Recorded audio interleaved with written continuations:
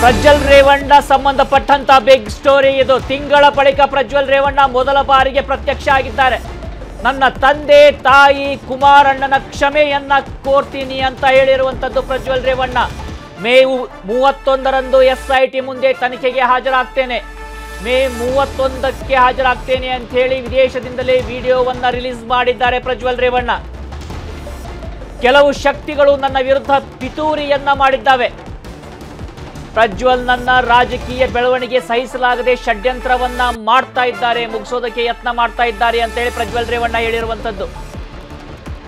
ನನಗೆ ತಂದೆ ತಾಯಿ ಹಾಗೂ ದೇವರ ಆಶೀರ್ವಾದ ಇದೆ.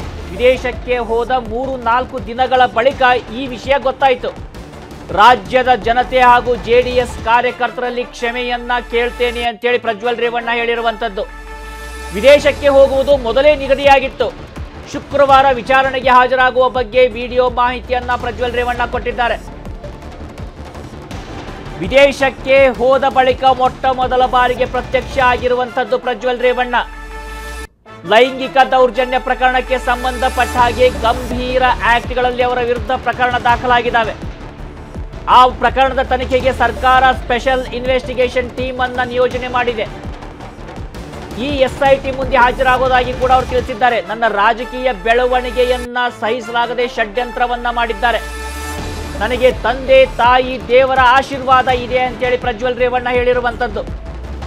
ನಾನು ವಿದೇಶಕ್ಕೆ ಹೋದ ಬಳಿಕ 3-4 ದಿನದ ಬಳಿಕ ಈ ವಿಷಯ ನನಗೆ ಗೊತ್ತಾಯಿತು.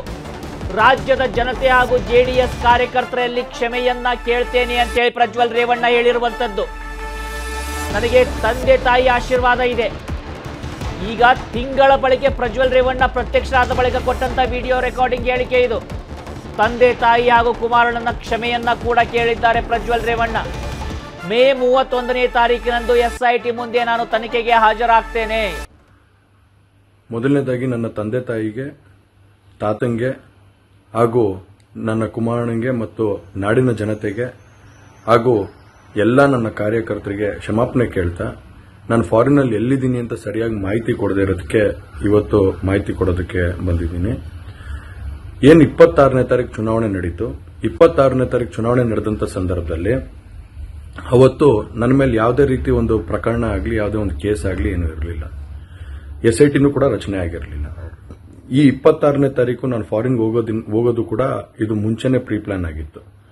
ಹಾಗಾಗಿ ನಾನು ಫಾರಿನ್ ಹೊರಟಾದ ಮೇಲೆ 3-4 ದಿನದ ನಂತರ ನಾನು ಯೂಟ್ಯೂಬ್ ನೋಡುವಂತ ಸಂದರ್ಭದಲ್ಲಿ, ನ್ಯೂಸ್ ಚಾನೆಲ್ ನೋಡುವಂತ ಸಂದರ್ಭದಲ್ಲಿ ನನಗೆ ಈ ಮಾಹಿತಿ ದೊರಕುವಂತ ಕೆಲಸ ಆಯಿತು. ಮಾಹಿತಿ ದೊರಕದ ಮೇಲೆ ನಂತರ SITನೂ ಕೂಡ ಏನು ಒಂದು ನೋಟಿಸ್ ಕೊಡುವಂತ ಕೆಲಸ ಮಾಡಿತು. ಆ SIT ನೋಟಿಸ್ಗೂ ಕೂಡ ನಾನು ಎಕ್ಸ್ ಖಾತೆ ಮುಖಾಂತರ ಮತ್ತು ನನ್ನ ಲಾಯರ್ ಮುಖಾಂತರ ನಾನು 7 ದಿನ ಸಮಯ ಅವಕಾಶ ಕೇಳಿದ್ದೆ. 7 ದಿನ ಸಮಯ ಅವಕಾಶ ಕೇಳಿದ ಮೇಲೆ ಕೂಡ ಅದು ಮಾರನೇ ದಿನನೇ ಏನು ಕಾಂಗ್ರೆಸ್ಸಿನ ಹಿರಿಯ ನಾಯಕರಾದಂಥ ರಾಹುಲ್ ಗಾಂಧಿ ಅವರು ಮತ್ತು ಹಾಗೂ ಎಲ್ಲ ಹಿರಿಯ ನಾಯಕರುಗಳು ಏನು ಓಪನ್ ವೇದಿಕೆಗಳಲ್ಲಿ ಈ ಒಂದು ವಿಚಾರಗಳನ್ನ ಪ್ರಚಾರ ಮಾಡೋದಕ್ಕೆ ಪ್ರಾರಂಭ ಮಾಡಿದ್ರು, ಚರ್ಚೆ ಮಾಡೋದಕ್ಕೆ ಪ್ರಾರಂಭ ಮಾಡಿದ್ರು, ಒಂದು ರಾಜಕೀಯದ ಪಿತೂರಿ ಮಾಡುವಂತ ಕೆಲಸನ ಮಾಡಿದ್ರು.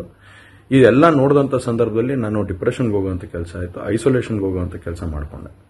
ಹಾಗಾಗಿ ನಾನು ಮೊದಲನೇದಾಗಿ ನಿಮ್ಮೆಲ್ಲರನ್ನೂ ಕ್ಷಮಾಪಣೆ ಕೇಳಿದೆ, ದಯವಿಟ್ಟು ಕ್ಷಮಿಸಿ ಅಂತ ಕೇಳಿದೆ ನಾನು.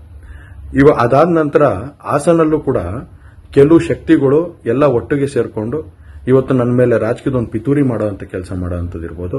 ರಾಜಕೀಯವಾಗಿ ನಾನು ಏನು ಬೆಳೀತಾ ಇದ್ದೀನಿ, ನನ್ನ ಕುಗ್ಗಿಸ್ಬೇಕು ಅನ್ನೋ ಒಂದು ರೀತಿಯಲ್ಲಿ ಇವತ್ತು ಏನೇನೋ ಒಂದು ಪ್ರಕರಣಗಳಲ್ಲಿ ಅವರು ಎಲ್ಲರೂ ಕೂಡ ಒಂದು ಭಾಗಿಯಾಗುವಂತ ಕೆಲಸಗಳನ್ನ ಮಾಡಿಕೊಂಡ್ರು.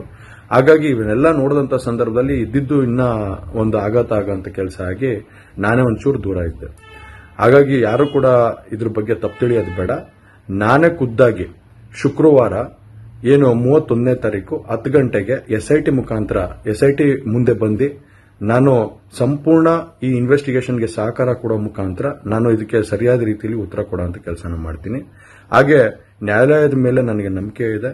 ಖಂಡಿತವಾಗ್ಲೂ ಕೂಡ ನಾನು ಈ ಒಂದು ಏನು ಸುಳ್ಳಿನ ಪ್ರಕರಣಗಳಿದಾವೆ, ಈ ಸುಳ್ಳು ಪ್ರಕರಣದಿಂದ ಆಚೆ ಬರುವಂತ ಕೆಲಸನ ನ್ಯಾಯಾಲಯದ ಮುಖಾಂತರನೇ ಮಾಡ್ಕೋತೀನಿ ಅನ್ನೋ ಒಂದು ನಂಬಿಕೆ ನನ್ನಲ್ಲಿ ಏನಿದೆ.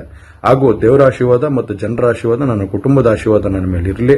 ಖಂಡಿತವಾಗ್ಲೂ ನಾನು ಈ 31ನೇ ತಾರೀಕು ಶುಕ್ರವಾರ ನಾನು SIT ಮುಂದೆ ಬರ್ತೀನಿ. ಬಂದ ನಂತರ ನಾನು ಇದಕ್ಕೆಲ್ಲದಕ್ಕೂ ಕೂಡ ಈ ಒಂದು ಇದಕ್ಕೆ ತಲೆ ಎಳೆಯುವಂತ ಕೆಲಸನ ಮಾಡ್ತೀನಿ. ನನ್ನ ಮೇಲೆ ನಂಬಿಕೆ ಇರಲಿ ಅಂತ ಹೇಳಿ ನಿಮ್ನೆಲ್ಲರನ್ನೂ ಕೋರ್ತಾ ನಾನು ಧನ್ಯವಾದ ಹೇಳಕ್ಕೆ ಇಷ್ಟಪಡ್ತೀನಿ. ಧನ್ಯವಾದ. ಎಲ್ಲರಿಗೂ ನಮಸ್ಕಾರ. ಕನ್ನಡಿಗರ ನೆಚ್ಚಿನ ನ್ಯೂಸ್ 18 ಕನ್ನಡ ಈಗ ವಾಟ್ಸ್ಆಪ್ನಲ್ಲೂ ಲಭ್ಯ.